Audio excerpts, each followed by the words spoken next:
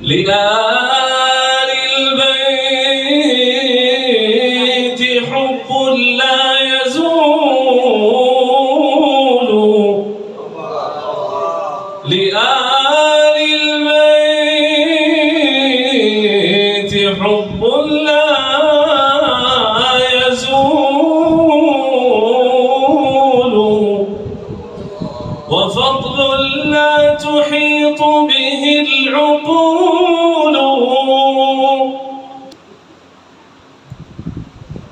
تبارك الذي جعل في السماء بروجا وجعل فيها سراجا وقمرا منيرا وهو الذي جعل الليل والنهار خلفة لمن أراد أن يذكر أو أراد شكورا أشهد أن لا إله إلا الله وحده لا شريك له ولي الصالحين وأشهد أن نبينا وحبيبنا ومولانا محمد صلى الله عليه وسلم وعلى آله وصحبه والتابعين وعنا معهم بمنك وكرمك يا أكرم الأكرمين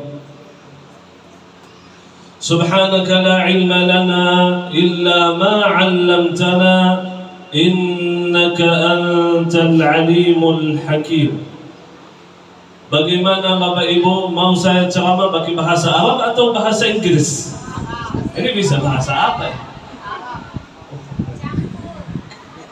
Para hadirin wal hadirat, Bapak Ibu yang saya hormati, yang saya muliakan, para habaib, para alim ulama, para ustaz wal ustazah, para haji dan hajah sekalian, khusus berkhusus ta'zim hormat saya sampaikan kepada pimpinan Majlis Darul Mustafa Al-Habib Hamid bin Abu Bakar bin Hasan Al-Hamid yang semoga diberkahi Allah.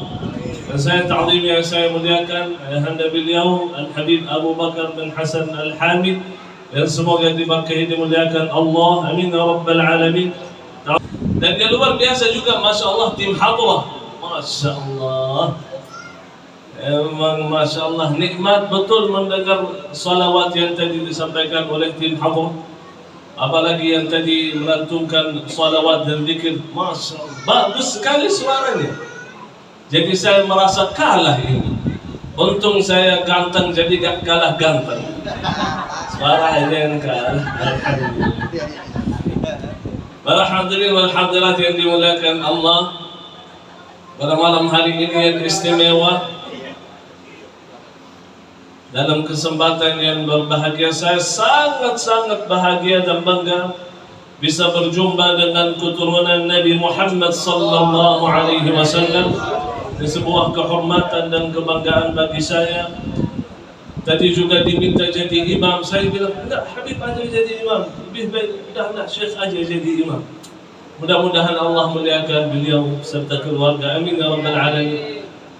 Itu yang saya belajar dari para habaib, bahwa Masya Allah, walaupun Allah sudah memuliakan, tapi masih aja tawadhu. Tapi semoga senantiasa Allah muliakan berkah dunia akhirat.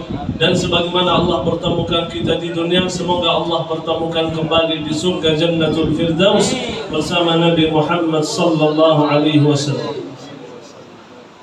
Bapak Ibu, kadang-kadang kita malas ibadah. Kadang-kadang ibadah itu sedikit. Kita enggak bisa ibadah seperti para sahabat atau orang-orang saleh. Maka minimallah kita mencintai orang saleh. Rasulullah sallallahu alaihi wasallam bersabda, "Anta ma'a man ahbabt." Engkau dengan orang yang engkau cintai. Mudah-mudahan dengan perasaan cinta terhadap keturunan Rasulullah sallallahu alaihi wasallam, kita nanti bisa mendapatkan syafaat dari habibana wa nabiyyana Muhammad sallallahu alaihi wasallam. Izinkan saya mau sedikit qasidah tentang kemuliaan keturunan Nabi sallallahu alaihi wasallam. Tapi mohon maaf, suara saya kurang bagus ya. Jadi apa adanya saja. لآل البيت حب لا يزول لآل البيت حب لا يزول وفضل لا تحيط به العقول أبوكم فارس الهيجا علي أبوكم فارس الهيجا علي وأمكم المطهرة البتول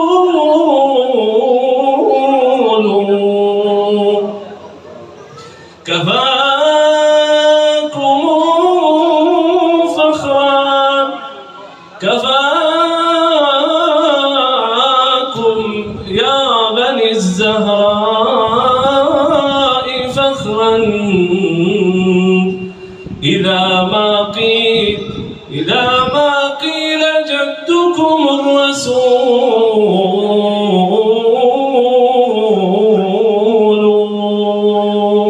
اللهم صل وسلم وبارك على سيدنا محمد وعلى آله وصحبه أجمعين. Para hadirin yang dimuliakan oleh Allah, banyak ternyata belum mengerti, belum tahu bagaimana kemuliaan Nabi sallallahu alaihi wasallam, bagaimana Allah memuliakan Nabi sallallahu alaihi wasallam, Nabi termulia terbaik, walaupun datangnya terakhir. Banyak Nabi dan Rasul sebelumnya.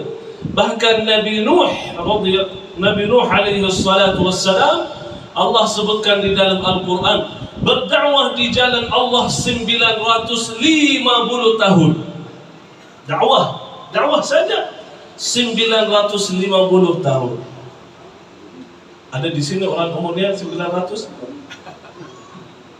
Dakwahnya cukup lama dan disebutkan di dalam Al-Quran, dakwahnya itu luar biasa, sepanjang malam dan sepanjang siang.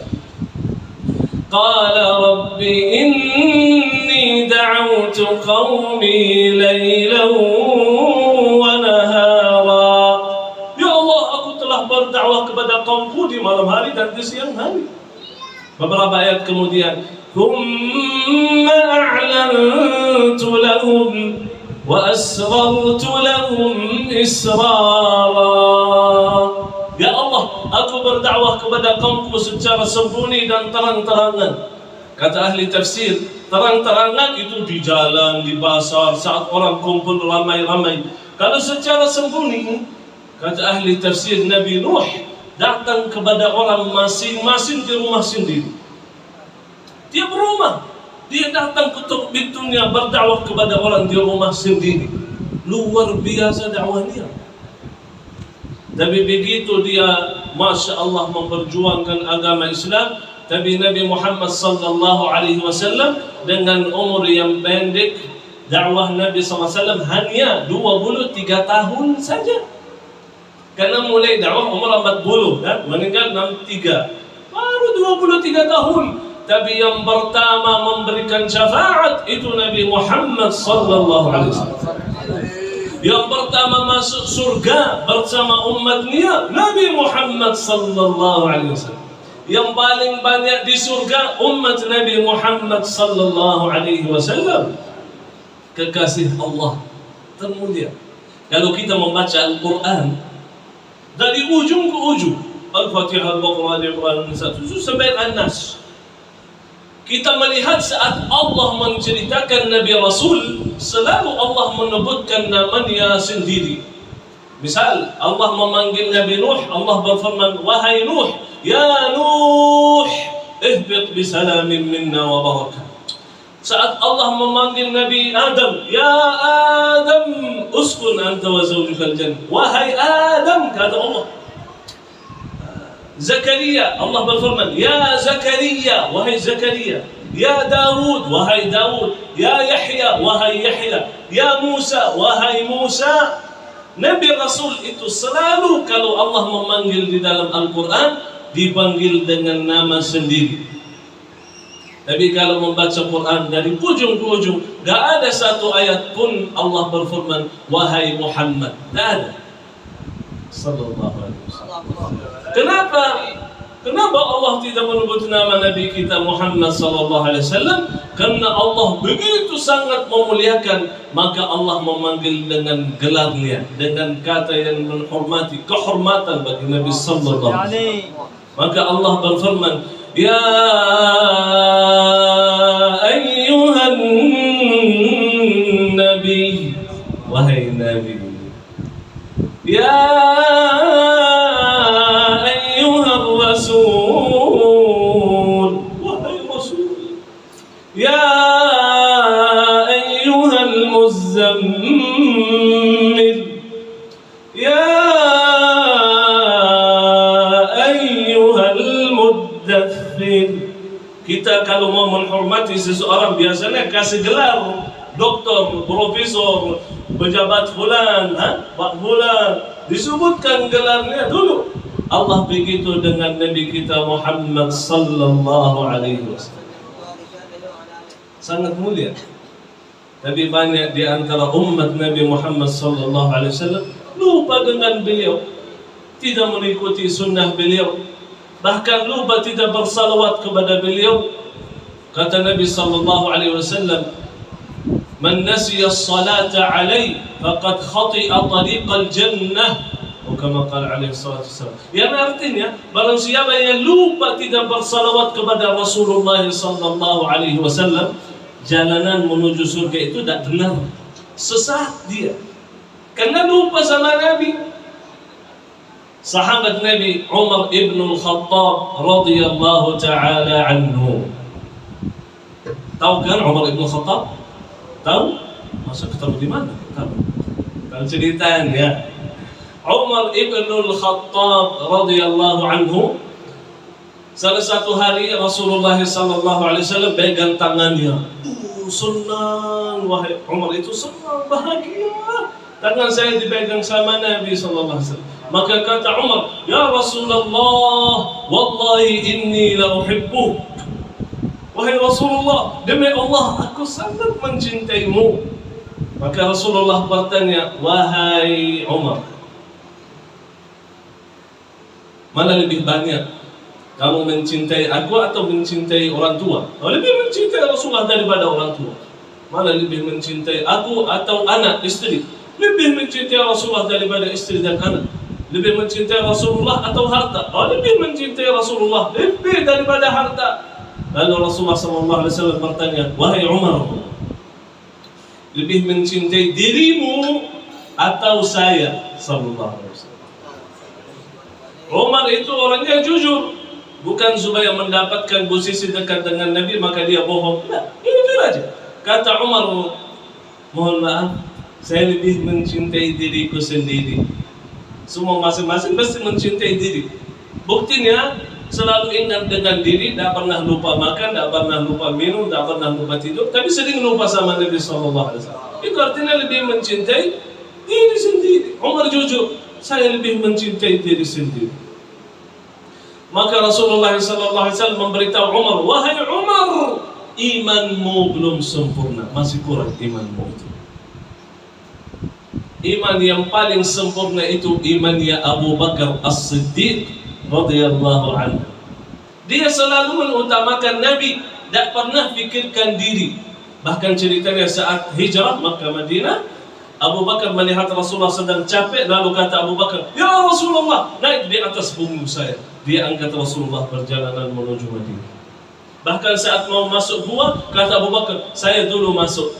Artinya kalau ada binatang atau hewan, aku sendirian mati, aku tidak apa-apa. Rasulullah selamat.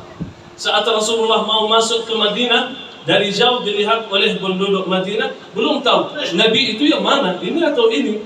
Saat mereka melihat Abu Bakar buka bajunya taruh di atas Rasulullah kena matahari luar biasa, Jadi dia menghalangi panasnya matahari kepada Rasulullah. Baru sahabat itu tahu itu adalah Nabi sallallahu alaihi wasallam. Abu Bakar itu luar biasa, imannya paling sempurna. Karena yang pertama dan terutama adalah Allah dan Rasul. Saat Rasulullah minta sedekah, Abu Bakar itu satu-satunya bawa semua hartanya. Bisa bayangkan hal itu? 100% dia bawa. Tidak sisihkan sedikit pun. Kenapa? Karena Allah dan Rasulnya itu paling utama itu. Tetapi coba bayangkan, saat Rasulullah sallallahu alaihi wasallam meninggal wafat, semua itu gak percaya. Sampai kata Umar, angkat pedangnya. Yang bilang Rasulullah meninggal, saya akan potong lehernya. Tapi Abu Bakar ini yang sangat mencintai Rasulullah, yang sangat memuliakan Rasulullah. Kata Abu Bakar, وَمَا مُحَمَّدٌ إِلَّا رَسُولٌ قَدْ خَلَتْ مِنْ قَبْلِهِ الرُّسُلُ أَفَإِنْ مَاتَ أَوْ قُتِلَ انقَلَبْتُمْ عَلَى أَعْقَابِكُمْ وَمَنْ يَنْقَلِبْ عَلَى عَقِبَيْهِ فَلَنْ يَضُرَّ اللَّهَ شَيْئًا. Dan artinya Muhammad alaihi wasallam sudah meninggal. Jadi apakah kalau Nabi meninggal berarti kita keluar dari agama Islam? Nabi Muhammad utusan Allah. Kalau benar-benar kita mencintai Rasulullah, kita taat kepada Allah.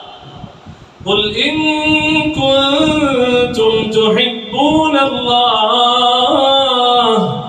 fattabi'uni yuhibbukum Allah. Kalau benar-benar mencintai Allah, ikuti ajaran Rasulullah sallallahu alaihi wasallam, begitu Allah akan mencintai dan memuliakan. Jadi Abu Bakar As-Siddiq benar-benar mencintai Rasulullah. Rasulullah itu nomor satu dalam hatinya, tapi dia tahu Rasulullah sallallahu alaihi wasallam sudah pulang kepada Allah, maka dia mengikuti ajaran Rasulullah sallallahu alaihi wasallam. Dan dia mengatakan, Rasulullah sudah meninggal, ya udah selesai. Gimana lagi? Dia ikuti ajaran Nabi sallallahu alaihi wasallam. Lanjut lagi cerita Umar ibn al-Khattab radhiyallahu anhu. Kata Umar, belum ya Rasulullah saya mencintaimu lebih daripada diriku. Kata Rasulullah, belum sempurna imanmu wahai Umar. Kata yang meriwayatkan hadis Abdullah bin Umar, ayah saya lepaskan tangannya lalu pergi agak jauh sedikit, duduk dan berbicara dengan dirinya sendiri. Saya mendekat mendengar apa yang dia sebutkan. Lalu Umar ibn al-Khattab radhiyallahu anhu mengatakan, wahai diriku, di dunia ini kamu bisa mendapatkan petunjuk hidayah melalui siapa? Wasilahnya siapa? Bisa dapat hidayah. Lalu dia menjawab, wasilahnya itu Rasulullah sallallahu alaihi wasallam. Jadi hidayah yang saya terima itu dari Rasulullah. Maka harus saya mencintai Rasulullah lebih daripada diriku sendiri. Lalu dia bertanya lagi, wahai diriku, nanti di hari kiamat kamu butuh siapa? Kamu butuh orang tua, butuh saudara, sahabat, butuh ustaz, syekh, para nabi rasul. Semua para nabi rasul, seluruh manusia, ustaz, syekh, semuanya butuh Rasulullah sallallahu alaihi wasallam. Dalam hadis syafaat, semua nabi rasul, semuanya, Nabi Adam, Nabi Musa, Nabi Isa, Nabi Zakaria, semua nabi rasul dengan seluruh manusia, semuanya datang di hadapan Rasulullah memohon untuk diberikan syafaat. Maka dia menjawab, Umar ibn Khattab, saya lebih butuh Rasulullah di hari kiamat daripada diriku sendiri. Langsung dia kembali mengatakan, ya Rasulullah, wallahi aku mencintaimu lebih daripada diriku sendiri. Kata orang Indonesia dalam bahasa Melayu, tak kenal maka tak sayang. Umar sebelum kenal, sebelum tahu kemuliaan Nabi, belum dia mencintai Rasulullah lebih daripada diri sendiri. Tapi setelah tahu, setelah berbicara dengan diri sendiri, benar-benar saya butuh Rasulullah lebih daripada diri, maka aku mencintai Rasulullah lebih daripada diri.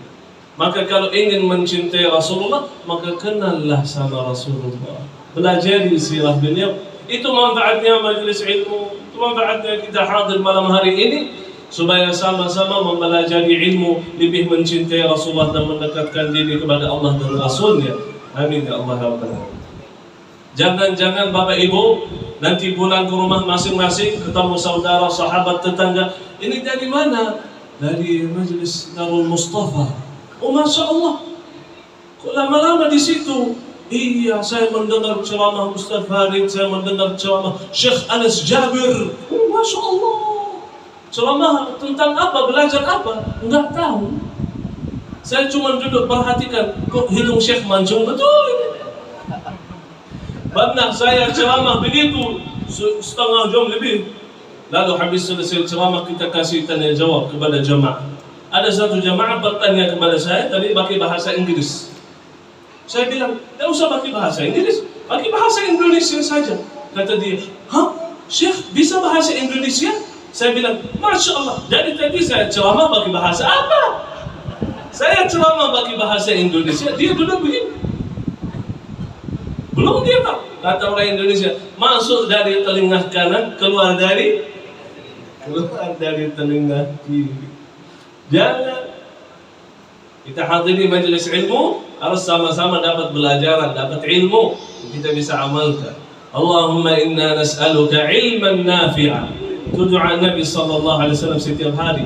Ya Allah, berikanlah kepada aku ilmu yang bermanfaat, wa rizqan tayyiba. Ya Allah, berikanlah kepada kami rezeki yang baik, wa amalan mutaqabbala. Ya Allah, terimalah segala amal ibadah kita. Amin ya Allah ya Rabbal Alamin. Terima kasih atas keperhatiannya, terima kasih atas waktunya.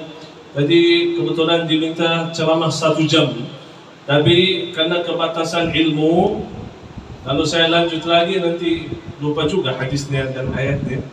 Karena saya selalu sampaikan, saya bukan ustaz, bukan alim ulama, enggak. Saya bukan ustaz. Saya dipanggil syekh dari kecil. Kenapa? Karena dari kecil hafal Al-Quran. Masih kecil. Imut, belum ada jenggot itu. Saya sudah dipanggil syekh. Saya jadi imam di masjid umur 13 tahun. Kecil. Alhamdulillah. Allah memuliakan dengan Al-Quran. Jadi kebetulan saya malu kalau ceramah di hadapan Bapak Ibu, tapi saya sudah belajar dan saya sudah yakinkan itu dalam hati bahwa orang yang menyampaikan ceramah itu tidak lebih baik daripada yang mendengar. Bahkan malam hari ini istimewa, jauh lebih baik daripada saya, para habaib yang sedang duduk di sini. Masya Allah. Kelebihan saya mungkin cuma satu, lebih ganteng aja. Tapi wajahnya para habaib, wajahnya para syarifah, Masya Allah, bercahaya, bersinar malam hari ini. Karena kebetulan tempatnya terang. Semoga Allah muliakan. Allahumma amin. Saya sangat mencintai mereka, sangat memuliakan keturunan Nabi Sallallahu Alaihi Wasallam. Mudah-mudahan di dunia dipertemukan dalam kebaikan, ketaatan, dan di akhirat dipertemukan dalam surga bersama Nabi Sallallahu Alaihi Wasallam. Amin ya rabbal alamin. Sebelum kita tutup, ada program yang sangat mulia yang saya pribadi melanjutkan perjuangan cita-cita almarhum Syekh Ali Jabir, yaitu mewujudkan 1 juta penghafal Al-Quran. Sebelum beliau meninggal, sebelum beliau wafat, saya tidak pernah ceramah, saya tidak pernah tausiah. Bahkan saya belum lancar waktu itu. Saya belajar ceramah, belajar tausiah dari beliau. Saya buka YouTube, pakai headset, dengar terus. Belajar sampai saya bisa berbahasa. Alhamdulillah. Kita sebagai adik almarhum punya tanggung jawab yang sangat berat, karena beliau yang mengajak kita ke Indonesia. Dulu Syekh Ali rahimahullah sering datang ke Indonesia pulang pergi, sampai nikah sama orang Lombok, NTB, tahun 98. Kenapa nikah sama orang Indonesia? Karena kakek buyut saya dari ibu saya itu berasal dari Lombok, NTB. Jadi saya ini keturunan Indonesia. Kalau nggak percaya, cek darah saya, merah putih, seperti bendera Indonesia. Tapi karena saya lahir dan besar di kota Madinah, makanya alhamdulillah hidungnya mancung. Kalau bapak-bapak lahir di mana? Alhamdulillah, semoga Allah muliakan. Amin ya rabbal alamin. Jadi Syekh Ali rahimahullah sering pulang pergi Madinah Indonesia, lalu beliau memperhatikan, mohon maaf, di Indonesia banyak umat Islam tidak membaca Al-Quran, belum bisa membaca Quran. Yang sudah bisa baca Quran di bulan Ramadan. Maka kata Syekh Ali rahimahullah, saya akan hijrah ke Indonesia. Betul saya lahir di Madinah, tapi saya siap meninggal di Indonesia. Untuk apa? Untuk Al-Quran. Lalu beberapa waktu kemudian dia mengajak adik beliau, ayo sini adik-adik saya, Karena kita 12 bersaudara. Syekh Ali rahimahullah nomor 1 yang paling tua. Kalau saya nomor 11. Masih muda saya. Jangan dikira tua karena berjenggot. Saya kelahiran 1417 Hijriah. Sengaja pakai Hijriah supaya tidak bisa hitung. Saya kelahiran tahun 96. Berarti baru 30 tahun. Alhamdulillah. Jadi kita sebagai adik almarhum, insyaallah terus-menerus akan melanjutkan perjuangan beliau, yaitu mewujudkan 1 juta penghafal Al-Quran. Dan dalam kesempatan ini saya membersamai Yayasan Sahabat Muslim Charity yang sedang memperjuangkan anak-anak penghafal Al-Quran, pesantren untuk anak-anak hafal Quran. Mudah-mudahan kita bisa mendapatkan amal jariyah yang tidak akan putus sampai hari kiamat, yaitu saat kita mewakafkan hartanya di jalan Allah. Semoga senantiasa diberi harta yang baik, yang bermanfaat, yang kita bisa manfaatkan dunia akhirat. Amin ya rabbal alamin. Itu saja yang saya bisa sampaikan. Mohon maaf kalau ada salah atau ada kekurangan atau ada kelebihan atau kata-kata yang kurang sopan. Saya mohon dimaafkan. Segala kebenaran datangnya dari Allah Subhanahu wa taala, yang salah dari diri saya sendiri dan dari syaitan. Wabillahi taufiq wal hidayah. Subhanakallahumma bihamdik asyhadu an la ilaha illa ant astaghfiruka wa atubu ilaik. Untuk lebih jelas programnya akan disampaikan oleh Ustaz Azim. Mudah-mudahan insyaallah bermanfaat. Wassalamualaikum warahmatullahi wabarakatuh.